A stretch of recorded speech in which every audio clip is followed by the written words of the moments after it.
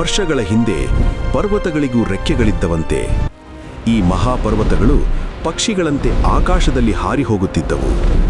ಇವು ಹಾರುವಾಗ ಭೂಮಿಯ ಮೇಲೆ ಬೀಳುತ್ತಿದ್ದ ಇವುಗಳ ವಿಶಾಲ ನೆರಳು ಕಂಡು ಜನ ಭಯಭೀತರಾಗುತ್ತಿದ್ದರು.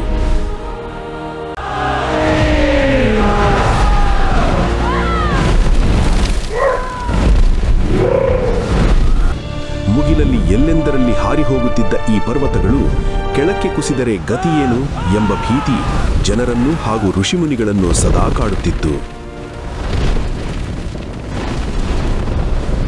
ಅದೊಮ್ಮೆ ದೇವೇಂದ್ರ ಆಕಾಶ ಮಾರ್ಗದಲ್ಲಿ ಹೋಗುತ್ತಿದ್ದಾಗ ಹಾರುವ ಪರ್ವತಗಳಿಂದಾಗಿ ಜನರು ಹಾಗೂ ತಪಸ್ವಿಗಳು ಭಯಭೀತರಾಗಿದ್ದ ಸ್ಥಿತಿ ಕಂಡು ಕ್ರೋಧಗೊಂಡ.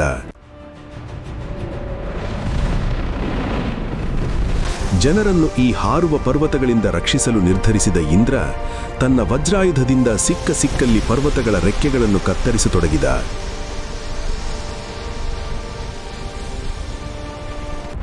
ಇಂದ್ರನ ವಜ್ರಾಯುಧದ ಪ್ರಹಾರದಿಂದ ರೆಕ್ಕೆಗಳನ್ನು ಕಳೆದುಕೊಂಡ ಪರ್ವತಗಳು ನೆಲಕ್ಕೆ ಕುಸಿಯತೊಡಗಿದವು.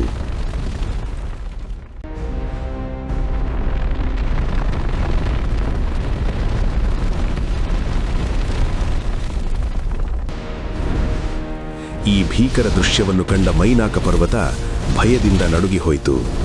ಇಂದ್ರನ ವಜ್ರಾಯುಧದಿಂದ ತಪ್ಪಿಸಿಕೊಳ್ಳಲೆಂದು ಅದು ದಿಕ್ಕೆಟ್ಟು ಹಾರತೊಡಗಿತು. ಆದರೂ ದೇವೇಂದ್ರ ಮೈನಾಕ ಪರ್ವತದ ರೆಕ್ಕೆಗಳನ್ನು ಕತ್ತರಿಸಲು ಬೆಂಬಿಡದೆ ಅದರ ಬೆನ್ನಟ್ಟಿದ.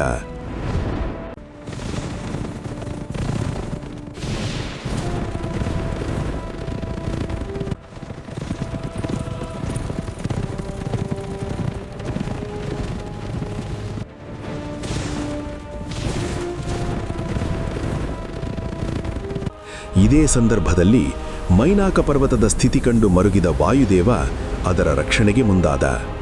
ಒಮ್ಮೆಲೆ ಮೈನಾಕ ಪರ್ವತವನ್ನು ಬರಸೆಳೆದು ಅದನ್ನು ಸಾಗರದತ್ತ ಸೆಳೆದೊಯ್ದ. ಹೀಗೆ ವಾಯುದೇವನಿಂದ ರಕ್ಷಿಸಲ್ಪಟ್ಟು ಸಾಗರ ತಳ ಸೇರಿದ್ದ ಈ ಮೈನಾಕ ಪರ್ವತ ಈಗ ಹನುಮಂತನಿಗೆ ನೆರವಾಗಲು ಮುಂದಾಯಿತು. ಆ ಮೂಲಕ ಉಪಕಾರ ಸ್ಮರಣೆಗೆ ಮುಂದಾಯಿತು. ಛೇ, ನೀನು ಸಾಗರದಲ್ಲಿ ಅಡಗಿ ಕುಳಿತಿದ್ದರ ಹಿಂದೆ ಅದೆಂಥ ನೋವಿನ ಕಥೆ ಇದೆ ಮೈನಾಕ. ಚಿಂತಿಸದಿರು ಹನುಮ, ನಿನ್ನ ತಂದೆ ವಾಯುದೇವನ ಉಪಕಾರವನ್ನು ನಾನೆಂದೂ ಮರೆಯಲಾರೆ. ರಾಮ ಕಾರ್ಯಕ್ಕಾಗಿ ನಿನ್ನ ಪಯಣ ಯಶಸ್ವಿಯಾಗಲಿ. ಮೈನಾಕ ಪರ್ವತಕ್ಕೆ ಕೃತಜ್ಞತೆ ಸಲ್ಲಿಸಿದ ಹನುಮಂತ ಮತ್ತೆ ಆಕಾಶ ಮಾರ್ಗದಲ್ಲಿ ಲಂಕೆಯತ್ತ ತನ್ನ ಜಲಯಾನ ಮುಂದುವರಿಸಿದ.